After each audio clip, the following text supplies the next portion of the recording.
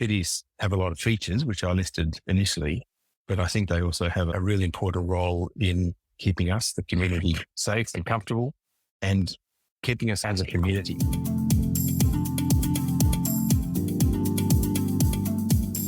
Are you interested in the difference between sustainability and resilience professionals?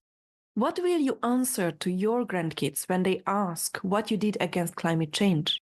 How can we ensure ecosystem services? Stay tuned for answers from Hudson Worsley. What is the future for cities? Do you want to learn more about them? Do you want to know how others think about them? Do you want to be part of the conversation? Then this is the right place. Welcome to What is the Future for Cities podcast. Today, I will interview Hudson Worsley, co-founder and director of Presync. We will talk about his vision for the future of cities, ecosystem services, nature as infrastructure, answering to the next generation, and many more. So let's start with a proper introduction.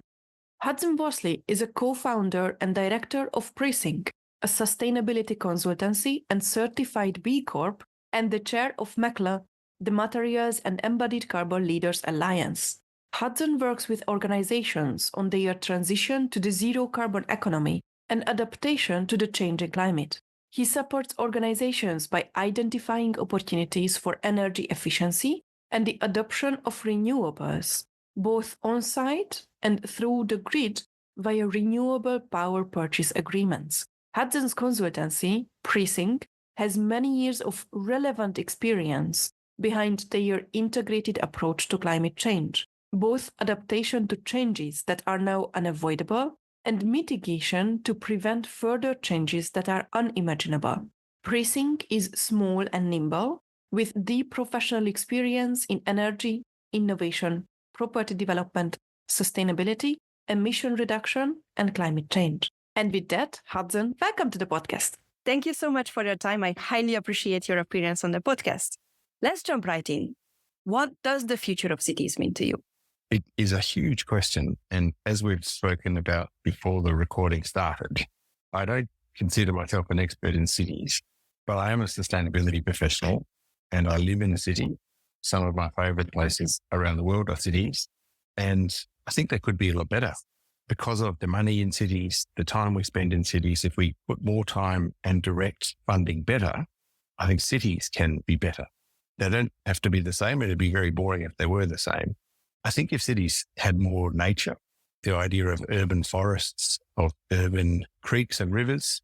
I'm talking to you from Sydney, and the Tank Stream was the original stream that ran along what is now George Street.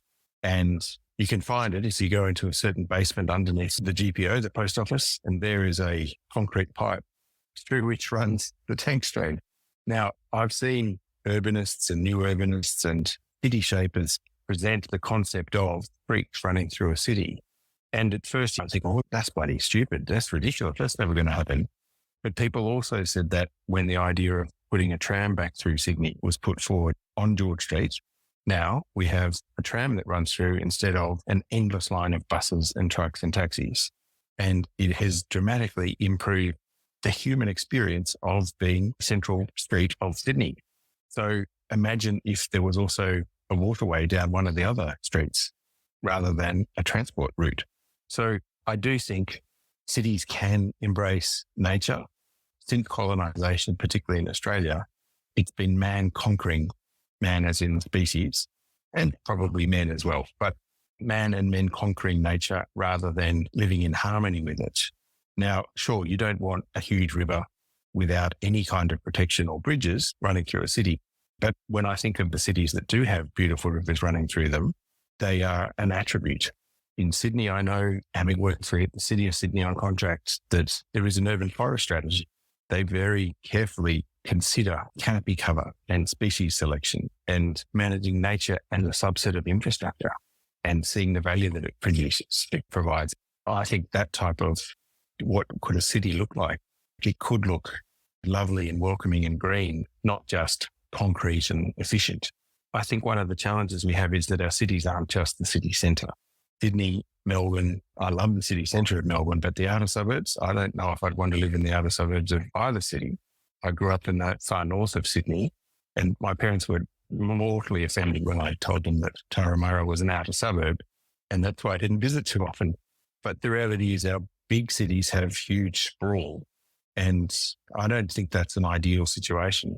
The idea of transit-oriented design along transport corridors, but also having devolved centres of activity so that there's education, employment opportunities, not just in a city centre, something probably more like London that has an underground system that covers not just all hub and spoke, all coming into a central hub like the Sydney system, but it covers a broad area. I think humans with nature and cities that aren't totally focused on the centre, that then have everything is a satellite hub in this central hub, that would be good. To understand a little bit better this future vision, what does the city mean to you? I guess it means a dense population area. It means public buildings, employment, education. It means leisure and entertainment, arts and culture. It means transport, mobility, getting people around. And I think it means mobility more than it means transport. It's how people get around, are the things they're getting around to and accessible and available. As someone who works in climate change and climate change risk, when I think of cities, I think they're places that have to be resilient and they have to adapt as the climate changes. We know, particularly with an Australian lens, we know that periods of heat wave are just going to increase. So it'll be hotter for longer and more often. Cities have to deal with that, and cities have to deal with that for their population. Cities have a lot of features, which I listed initially, but I think they also have a really important role in keeping us, the community, safe and comfortable, and keeping us as a community so that we're not just all living in a box as individuals, but that we have shared spaces, we have civic spaces, and we have the capacity for, democratic spaces. Not just voting once every 4 years, but places to participate in society.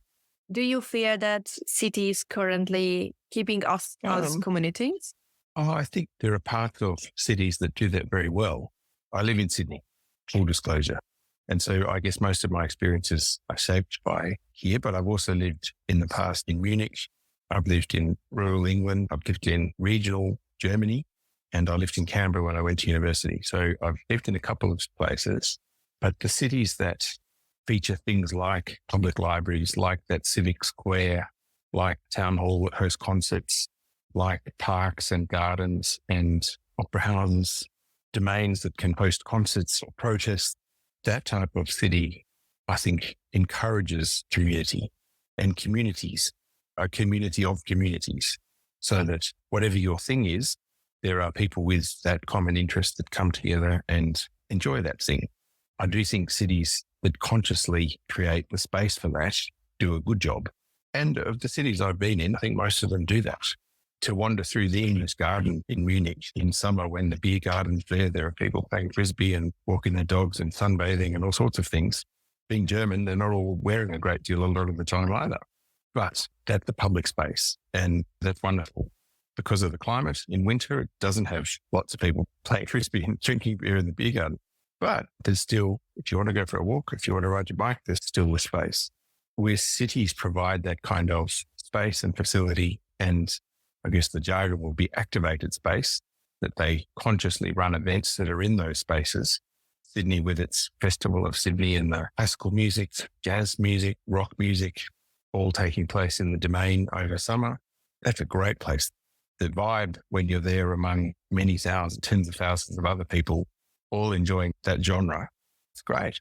I think cities that make the space and then make those spaces active, give you a reason for being there, then there are many positive benefits, but they're the good places. I would like to come back to something you said about the Sydney urban forest strategy, that they are stating nature as part of infrastructure. Do I understand it correctly? Yes. Now, interestingly, in the sustainability movement, that's a bit of a controversial position because I went to the Green Building Council's conference a few weeks ago called Transform, and a big theme of the conference was nature-based solutions. Somebody commented that nature isn't infrastructure, nature is nature. We don't have to turn it into a human asset class for it to have value.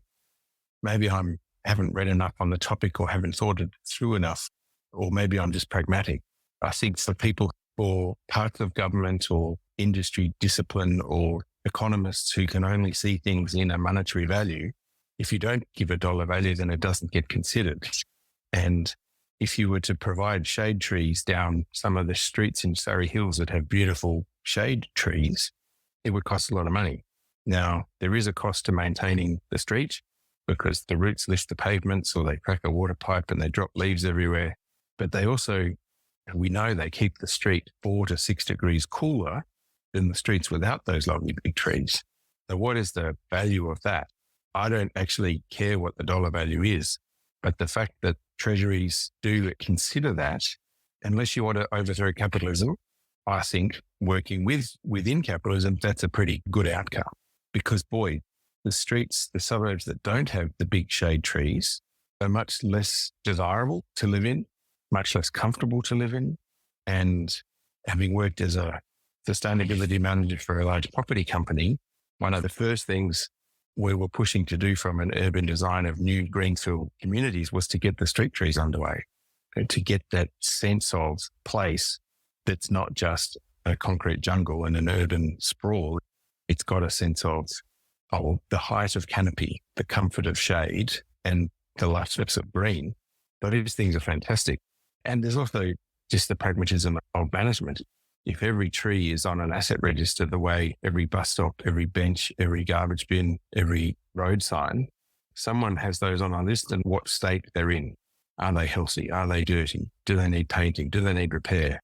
If every tree is, we know the species, we know roughly the age, we know the condition. To me, that's good asset management. And if you're looking at, again, just being pragmatic, seeing those trees as an asset to be managed, I don't think is an insult to biodiversity. I actually think it's a plus for city planning and city management. I do draw the line at biodiversity offsets to put a dollar value on a tree and say, if I chop down a tree here and plant a tree there, then it's netted out.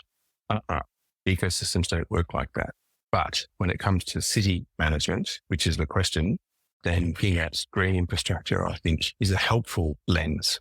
I was curious about this expression because Professor Rudolf Giffinger, one of the big names in smart city research, has been on the podcast in episode 208.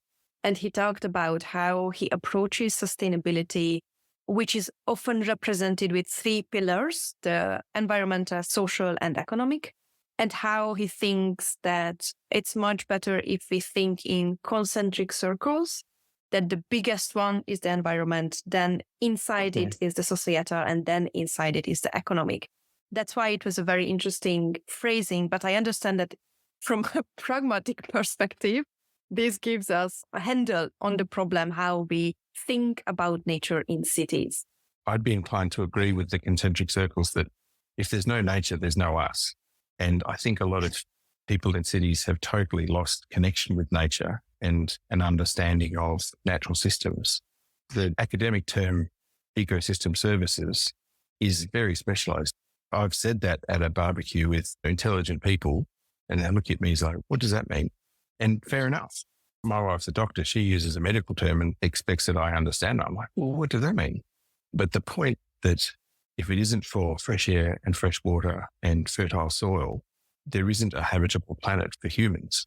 Interestingly, through the work I did at the City of Sydney on its climate adaptation strategy, we engaged with the local Indigenous community, the Metropolitan Lands Council, and that was really the beginning of my consideration of traditional knowledge, traditional owners. And I'll be frank, I didn't really know what to do with what I was hearing because I had my very westernized timeline, I had my objectives, I had my deliverables. But to step back and consider country, and it's a term thrown around a lot in Australia at the moment, and people in progressive politics and progressive mindsets hear the term, some understand the term, but I think the more I read and listen, the more the concept of being part of nature rather than controlling nature, being part of nature rather than being separate from nature. Because I'm thinking about it quite a lot at the moment. That's probably why I started on the conversation around cities could embrace nature a lot more. And I think humans could embrace nature a lot more. If you asked a lot of kids, where does milk come from? It's a plastic bottle in the fridge. Where does water come from? Well, it comes from the tap. Where does it go after that? Oh, it goes down the drain. Natural systems like the water cycle, like the carbon cycle. Sure, you don't have to think about them in scientific terms, but basic understanding of planet Earth is a closed system and there's only one. Our cities, particularly post-industrialization, have really been humans creating an environment that totally overrides nature. If it's raining, we've got drainage systems. If it's raining, we've got shelter. If it's hot, we've got shade. You could spend a whole day wearing white shoes and get no dirt on them because everything is paved. It's a sort of encountering grass or dust or dirt. It's a man-made environment. These days, you can wander around, sit on a bus and everybody's glued to their phone. That's fine. But is anybody actually looking out the window to see the park and the trees and the shade and so on? So people say, well, how do you get into sustainability? And I say, go bushwalking, go and experience the natural environment and realize that as a way of being exposed, experiencing nature to remind us that we're part of it rather than totally separate from nature. And I think cities could do the same. Sure, we don't want wild animals. I don't really want a poisonous snake in my backyard because I've got a dog and I've got 2 kids. Interestingly, we renovated 5 years ago and replanted the backyard, and I spoke with a landscape gardener, even though it's a tiny backyard. This is the inner west of Sydney, tiny backyard in the back of a terrace house. But I said I wanted local species. I wanted local biodiversity. And 5 years on, it's absolutely thriving. But the kids really cross with me because it's thriving full of spiders. Dad, why do we have all these spiders, Dad? We've deliberately chosen local species to encourage local biodiversity, and they're part of the biodiversity. Let's get rid of them then. I don't know, those spiders are there eating mosquitoes and bugs, and they eat the moths. Why is that bad? I've also pointed out that the spiders that they're seeing like venomous ones. We're not dealing with funnelwebs and redbacks. But I see it as if the spiders are happy setting up shop, then we're doing a good job. And I'm trying to convince them that as well. I get pleasure out of that, planting local species and seeing that when you have that, then the birds come. To me, that makes it more of a naturally, yes, it's definitely not pristine wilderness that was lost nearly 200 years ago, but it's still much nicer than a concrete jungle. Which is completely fair. We are also trying to use native species on our balcony in small pots. It's not going well because I don't have a green thumb, but we are trying because we want to have the bees in our nature. Because without bees, we are very much suffering in the future. What does sustainability mean to you? I'm pausing because there's a theoretical answer and then there's a gut answer. 15 years ago, I did a master's in environmental management. The principles of sustainability are deeply embedded in that. And since then, I've been really embraced the Sustainable Development Goals from the United Nations. And I wear the pin on my jacket as a conversation starter with new clients and colleagues. The bottom line is sustainability means living in a way that doesn't restrict or doesn't negatively impact the future of the planet for others and other species to thrive in the future. I think technically it means living now without reducing the capacity of future generations to live and to prosper. But I suppose I come back to traditional knowledge and Indigenous peoples around the world who were the original sustainability professionals. Without having to call it a name, it was just survival. It was living with nature and managing native species, managing so that they weren't overexploited, living within the means of the local land, not overfishing, not over-harvesting, not over-hunting, and living in a way that used the term Mother Nature and saw traditional owners, traditional cultures as part of nature rather than separate to nature. The ultimate in sustainability, really, when you realize that we are animals, we are part of nature, and whether it's the political economic system like capitalism or it's a religious perspective that says we are special beings, I think, and I don't want to interfere with people's political or religious views, but physically we are animals, and sustainability means living in a way that recognizes we are totally dependent on natural systems. When astronauts go into space, they have to take the parts of natural systems, create breathable air. They have to take water and they have to manage their waste. These are all parts of natural systems that have to be replicated in a purely man-made environment, in a totally inhospitable environment, being space outside our atmosphere. But within our atmosphere, totally recognizing that we are humble little animals, that when we don't get along, it's a disaster. When we don't look after the natural environment, it can also be a disaster. There's a lot to learn from nature and a lot to learn from traditional cultures that work with nature rather than saw it as a set of resources to be exploited. And I think that's probably where the concern about treating trees as infrastructure comes from, that if they're only infrastructure, then they're a man-made structure and they're there to be exploited rather than something to be cherished and respected. How do you differentiate between sustainability and resilience? Oh, gee, that's a good question. When I think of resilience as the ability to bounce back from adversity. A parent, it's something I think about with my teenagers. I can't solve all their problems, but I can hopefully provide them with strategies, coping mechanisms to bounce back when something hasn't gone right. They lose a soccer game, they get dropped from the netball team, they get a bad exam result, or they get a fantastic exam result. How do they respond to that? That's whether they're a resilient kid. I think a resilient city experiences COVID and bounces back. It experiences a flood, an economic downturn, and it has the internal resources to pull itself together and say, all right, how do we respond? I think that might be part of sustainability, but I think a sustainable city is one that thinks long-term, manages natural resources and human resources in a way that doesn't deplete the capacity of the city in the mid to long term from also prospering and thriving. I think they're compatible, but I don't think they're the same. I will poke a bit around and question sustainability and resilience.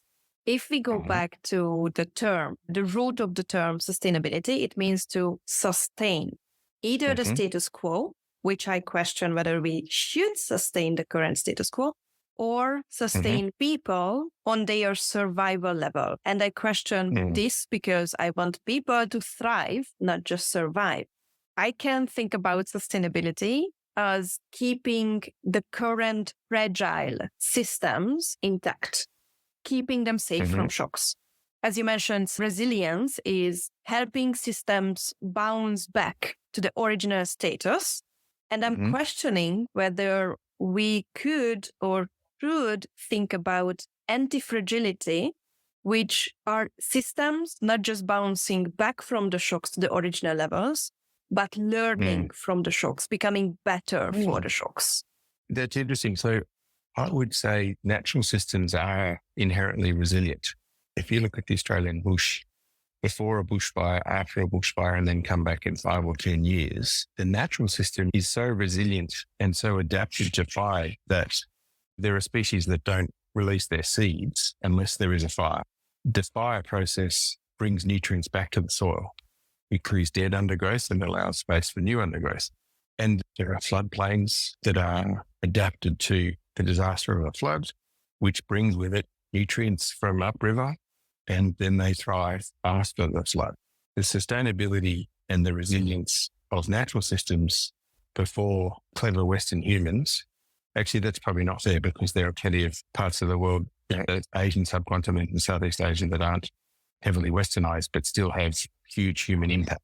So let's say industrialized humans, regardless of sociopolitics, industrialized humans have come along and manipulated natural systems, whether they're rivers through dams or whether it's forests through harvesting, overfishing of ocean stocks.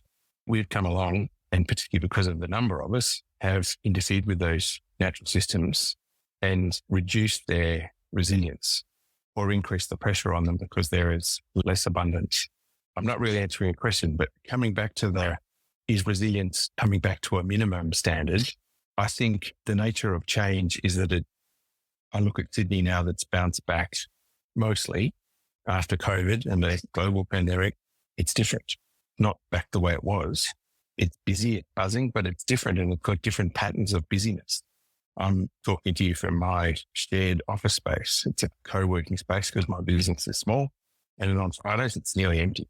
There's a lot of people working from home. Thursday is a new Friday. And a lot of the pubs where people would say, oh, it's Friday, let's go have a beer. Let's have a glass of wine after work. Thursday is the day when people are doing that because a lot of them aren't coming into the office on a Friday. Now, that's a minor example, but I think Sydney has bounced back pretty well, but it's bounced back differently.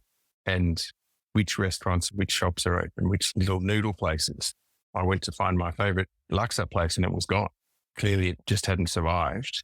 But other things have popped up that I was like, oh, geez, I didn't know that was there. New Japanese fusion place. Okay, let's pop in there. Messy. But I don't think resilience has to be minimum standards. There's one disconnect between resilience and sustainability that's probably worth talking about though. And that is the City of Sydney has a Chief Resilience Officer, as does the City of Melbourne. And it came about through the international program of I think it was the Rockefeller Institute, the 100 Resilient Cities program. They morphed into something else now, but I happen to know the Chief Resilience Officer. And we were talking, she said the profession that seems to resist the concepts of resilience the most are often the sustainability people, because sustainability people, like I've just set out, want humans to see themselves as part of nature. And a lot of the resilience argument is, hey, we've got to be pragmatic and make sure people are safe. And if that means genetically modified crops because we can feed more people because there are less risks of pesticides and less need for pesticides and so on, then that's a compromise worth making. A sustainability person would say, if you've got to alter a natural system, is that the right way to go?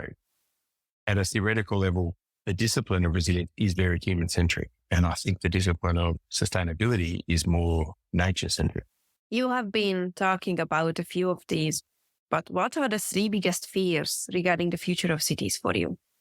My biggest concern is climate change. Now, that's because I work in climate change. And when I look at tipping points and I look at actual climate data versus projected climate data, and we seem to be tracking along the top of the bands of climate models, doesn't look good. And I worry that modern dense cities exist because of energy systems and water systems to keep us connected, keep us warm, keep us cool, and to keep us hydrated. And then food systems on top of that. So we're incredibly energy dependent.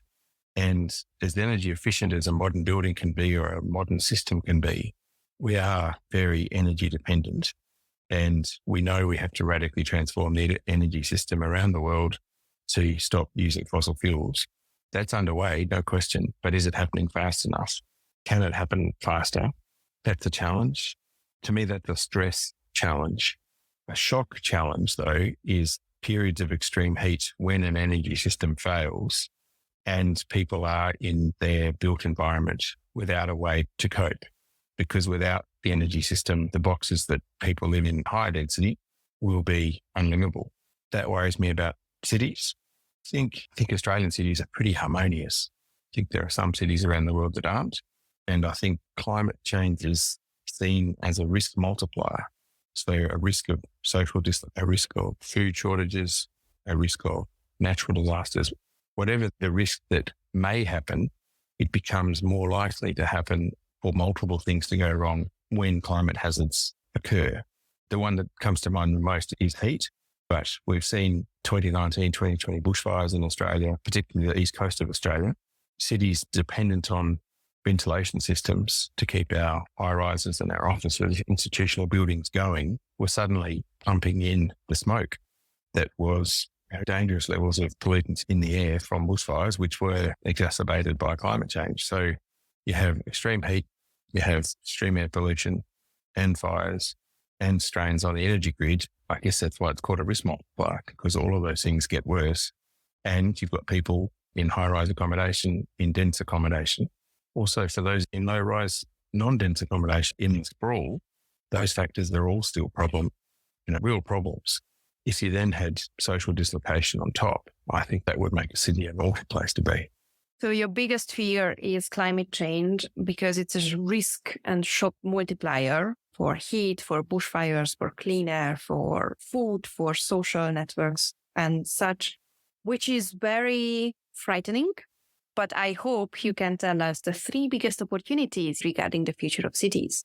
I have a fourth fear before we go on to the opportunities. The fourth fear is the global population moving as it responds to climate events.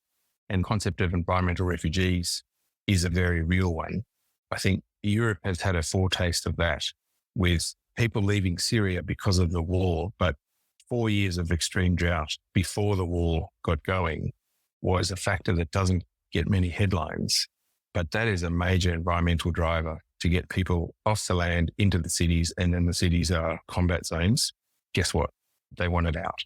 I think the thought of Sri Lanka being so low-lying, if extreme sea level rise occurs as it's modeled to occur, and India does not want the entire population of Sri Lanka crossing the border and changing where it lives, changing where all those people live, they will travel to countries like Australia. And then they will come to cities. And I would too. If I've got kids and a wife and a cute dog, I would not want to be staying somewhere that is uninhabitable. Basic survival driver means I will go somewhere that's better. And I think, to me, that's the biggest concern about climate change. Probably not in my lifetime. I'm already 50.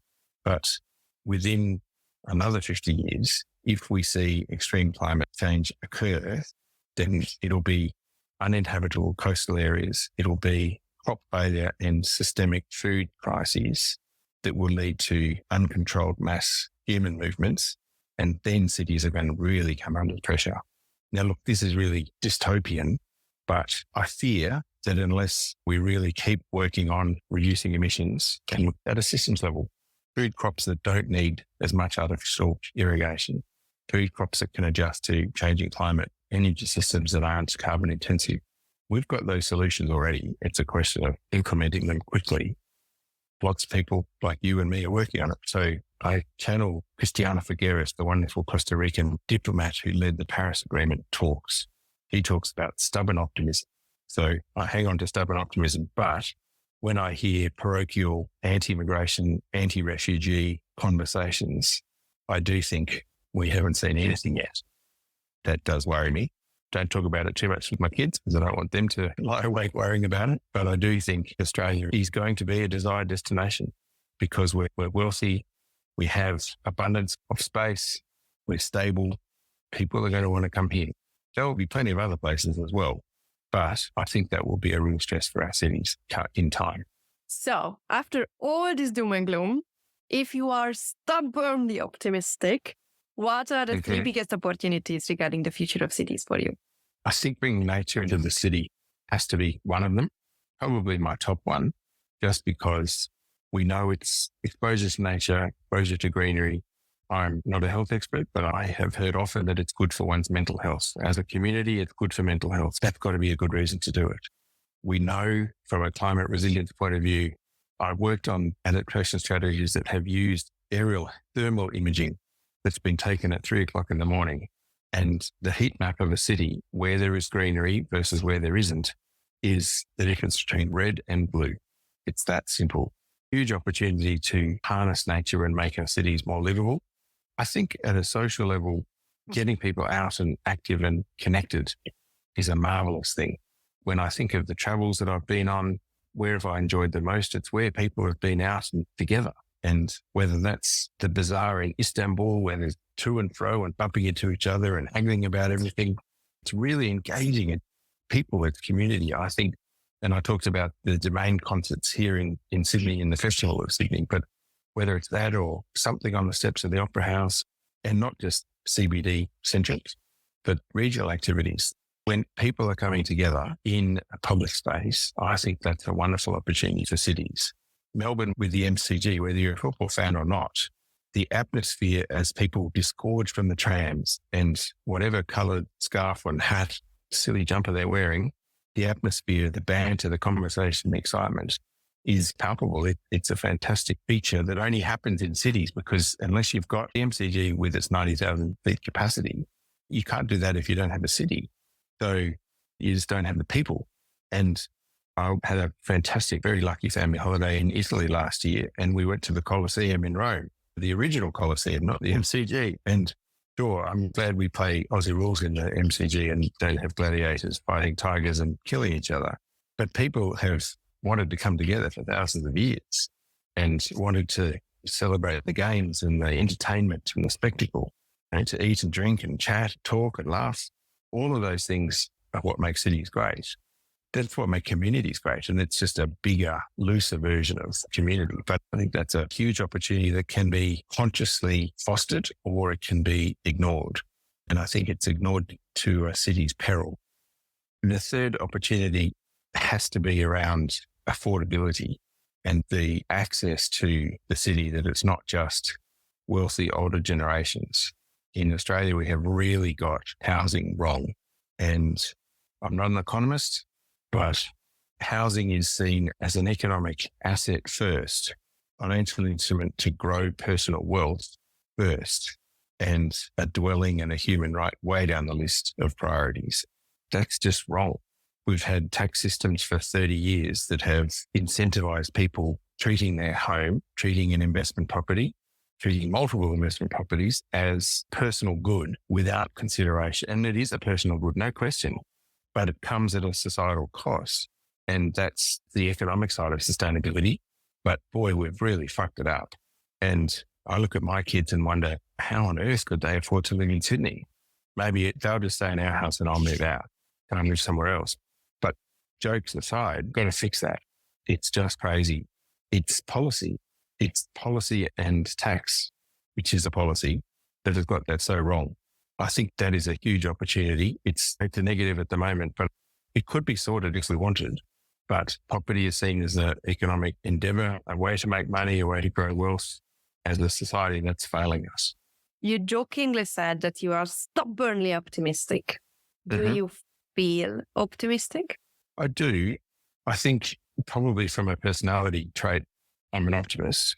And as a professional, I've chosen to work in an area where I feel as though I'm doing something worthwhile, something creative, something that makes the world a bit better or a bit less shit. And I work with a lot of people who have a similar mindset. My business is a B Corp. B certification is all about profit for business, for impact, or profit for purpose. And it says in the founding document of my business, Presync, that we exist to increase the sustainability of the built environment in Australia. That's the reason we have a business. The people I work with, like meeting people like you at a workshop at a university in Melbourne, having the conversations around how do we do things better? How do we make things better?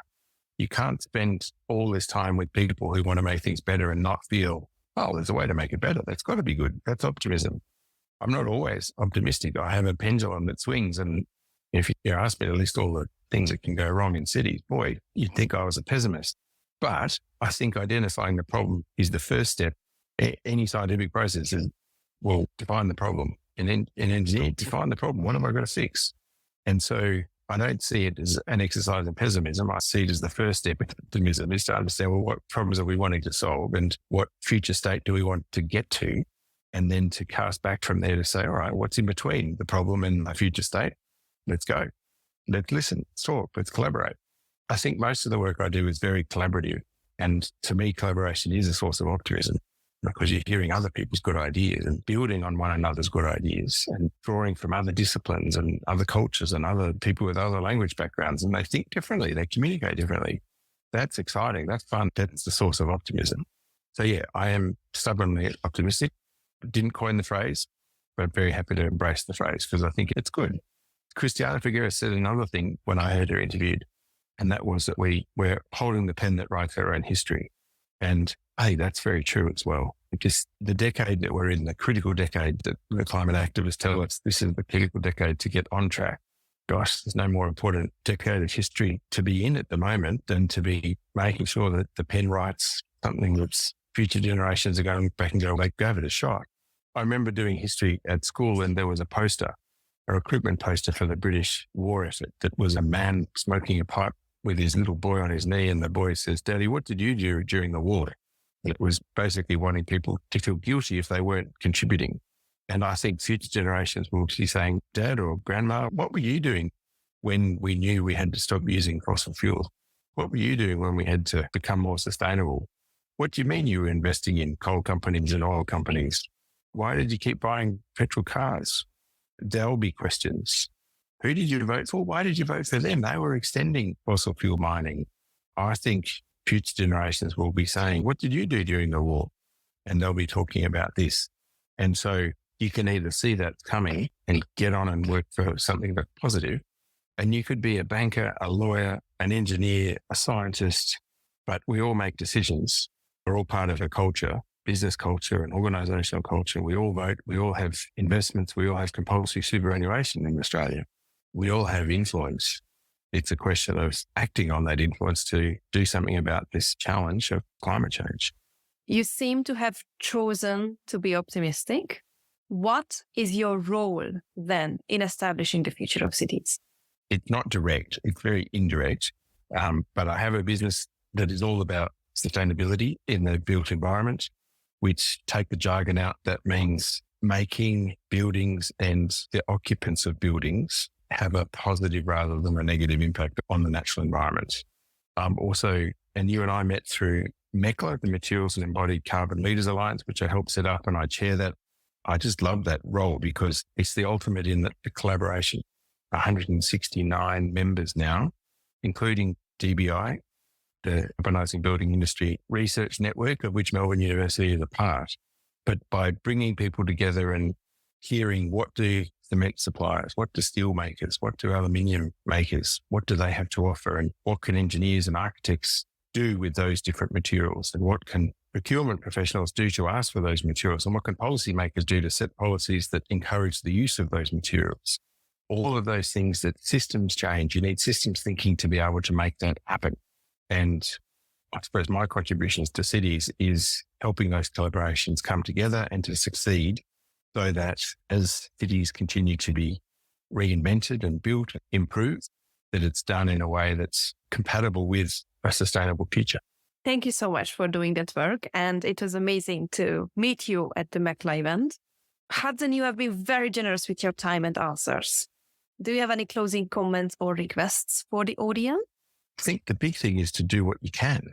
All of us, particularly on this topic, most people are well-educated and likely to be career-oriented people who, whether they're junior people or senior people, will have times when there are decisions to be made that can be short-term, play it safe, do it as it's always been done, or think long-term, what's the best way we can do this?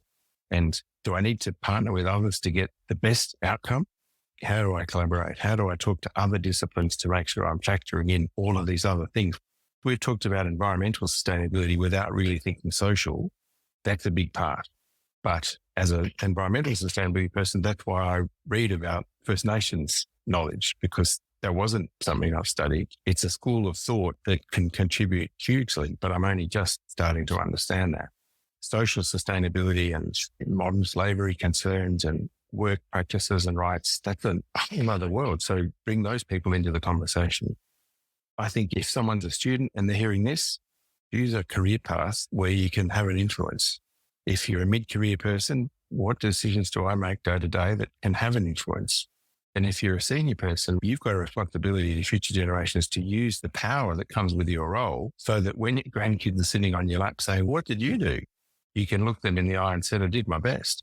I really did make some decisions that were for the long term. I think that's what I'd ask everybody to think through. Thank you so much, Hudson. Thanks, Ray. It's been fun.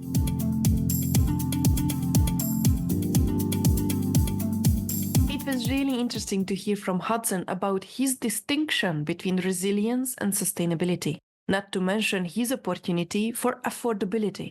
Rob Prodolin talked about housing affordability in great detail in episode 264. You can find out more about Hudson online. All the links are in the show notes. What was the most interesting part for you? What questions did arise regarding Hudson's approach to the future of cities? What have you learned from this interview? Let me know on Twitter at WTF4Cities or on the WTF4Cities.com website where the transcripts and show notes are available. You can also subscribe on the website not to miss any new episodes and leave some feedback. I hope this was an interesting interview for you as well, and thanks for tuning in. What is the Future for Cities podcast?